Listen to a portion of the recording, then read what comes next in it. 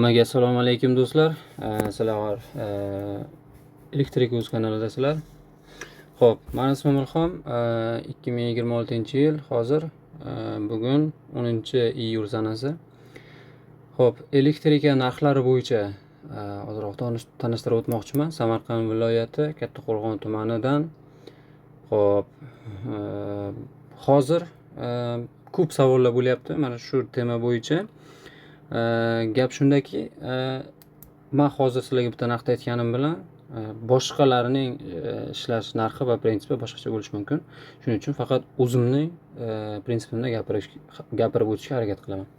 Xo'p, shu yilgi hisobda 2026-yil sezondan boshlangan hisobiga hozir 90 ming so'mdan tochkasiga ishlayapmiz. 90 ming so'm tochkasi bu Samarqand o'sha aytganimdek Kattaqo'rg'on tumanida va boshqa viloyatlarda ham xuddi shunaqada ishlaymiz, faqat dogovorimiz salgina o'zgarishi mumkin yo'l kirasi va uzoqligi nisbatiga. Xo'p, 90 ming so'm tochkasi bu faqat noldan qurilgan zdaniyalarda yoki hovlilarda, ya'ni o'sha shkaturka bo'lmagan va suvoq bo'lmagan devorlarda 90 ming so'mdan devorga kabellarni yotqizib taxlab berish ishlari o'tgandagina. Agar bu narsa o'zgarishi mumkinki, agar shkaturka bo'lgan bo'lsa, shtrableniya qilinadigan bo'lsa, 20 ming so'mdan yana ustiga qo'shiladi. To есть 20 ming so'm, 110 ming so'm dogovor bo'ladi, kelishiladi, yana kelishiladigan joyi bo'ladi bu degan. Xo'p, shtrableniya bo'ladigan bo'lsa, ustiga yana 20 ming so'm qo'shiladi. Agar shtrableniya plus gofra bo'ladigan bo'lsa, gofra uchun yana 10 ming so'mdan joyiga, ishiga qaragan holda 20 ming so'mgacha qo'shilish ehtimoli bor. Yana nimalar farq qiladi deyiladigan bo'lsa, tochkada agar zdaniya polniy plitadan bo'lsa, biz mana hozirgi kunda ko'p davlat obyektlarida ishlaymiz. O'sha obyektlarda misol uchun kabellarni devorga o'tkazamiz, lekin освещение kabellarini plitani orasidan o'tkazamiz. Ana o'shlarda biza уже asli teshilgan har bitta o'sha teshish uchun deyadigan bo'lsak, o'sha uchun pul olamiz aslida. No, agar hovlilarda bo'ladigan bo'lsa, o'sha tochkani hisobiga 5 ming so'mdan yana qo'shiladi tochkaga. То есть agar общий сложность, hamma сложностьni agar ichiga qo'shadigan bo'lsak, o'sha сложностьda 145 minggacha borishi mumkin har bitta tochkasi, lekin ishi ham shunga yarasha bo'ladi. Xo'p, bu korobka yoki bez korobka yo'nalishiga ta'siri yo'q.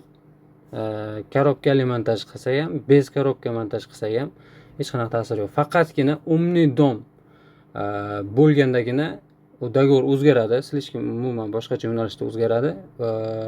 Umniy dom bo'lganda shit terishlarimiz, kabel tortishlarimiz tochkalariga mana shu общий сложностьda bo'ladigan bo'lsa 160 minggacha ko'tarilish ehtimoli bor. Xo'p, yana nima? Tochka bu hozir aytib o'tganlarim hammasi 2026-yilda bo'lib o'tayotgan narxlar.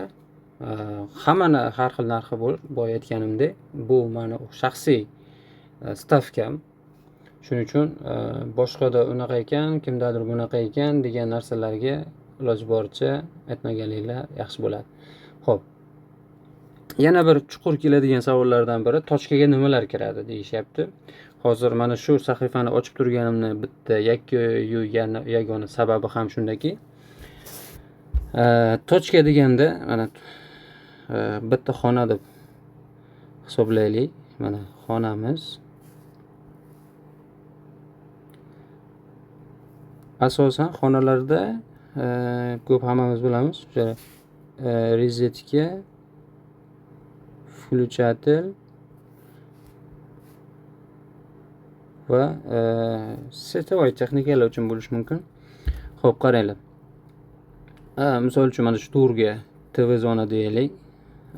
TV zonaning yonida mana bu yerda bitta rozetka bo'lsin va включатель где-то mana shu yerlarida nima bo'lsin, konditsioner uchun rozetka kirsin. Mana bu yer TV zona. TV, mana bular rozetka, nusxa misol uchun rozetka. Mana bu yerga misol uchun включательlar bo'ladi. Mana shu yerda выключатель, mana K qilib belgilab qo'yaylik. K va R. Mana shu yerda bitta rozetka va nechtadir включатель soniga chiqadi. Xo'p, qaranglar. TV zonaga rozetka bo'ladi, 2 dona va internet uchun internet rozetka qoldiriladi. Internet rozetka i qilib qo'yamiz. Xo'p.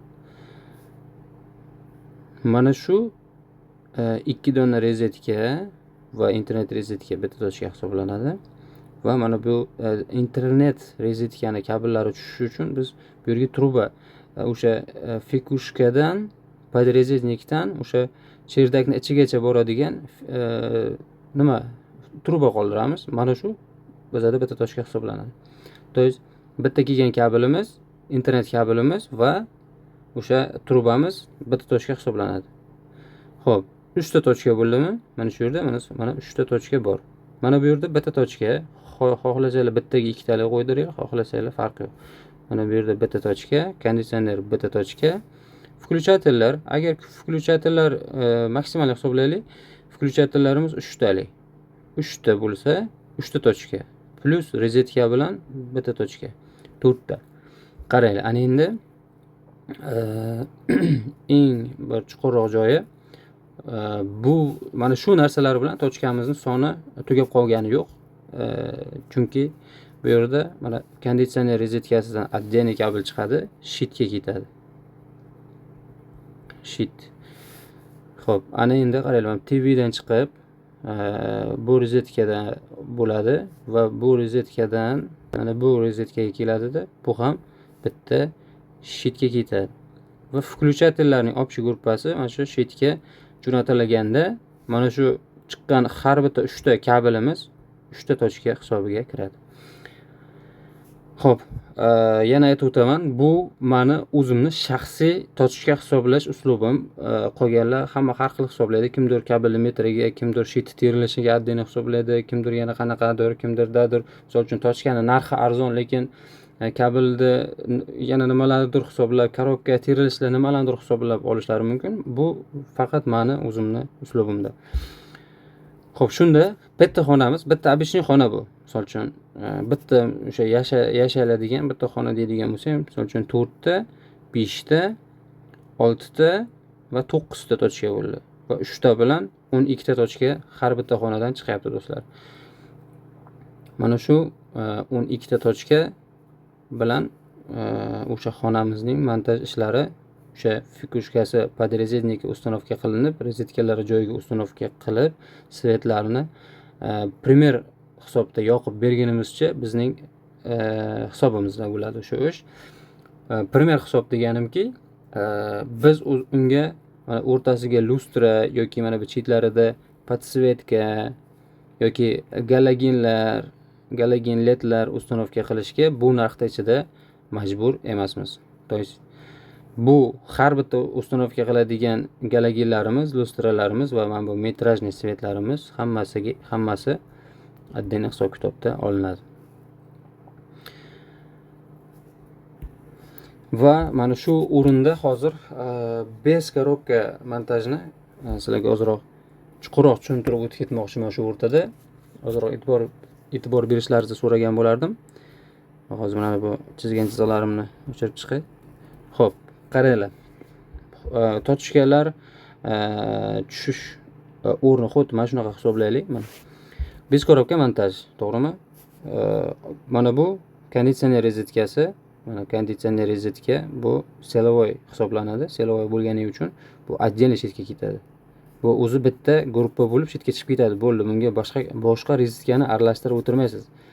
Xo'p, mana bu yerda TV zonadan misol uchun 2 ta rozetka bo'lsa, mana bu yerga bitta kabel tushadi. Mana bu kabel chiqib, mana bu eng ближайший o'sha малоисточный deylik, kam foydalaniladigan va o'sha rozetkada unaqa katta напряженияli narsa ishlamaganligi uchun kam ishlatiladigan deb bilamiz. Va shunaqa rozetkalarga ular mana bunga qo'shiladi.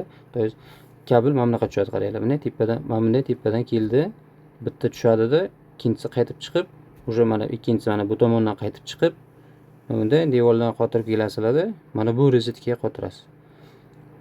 Bu rozetkadan ham xuddi mana shu stilda shuni chiqariladi-da, shitga ketadi. Bo'ldi. O'sha mana shundan 3 ta rozetочный gruppamiz nimadan chiqib ketdi.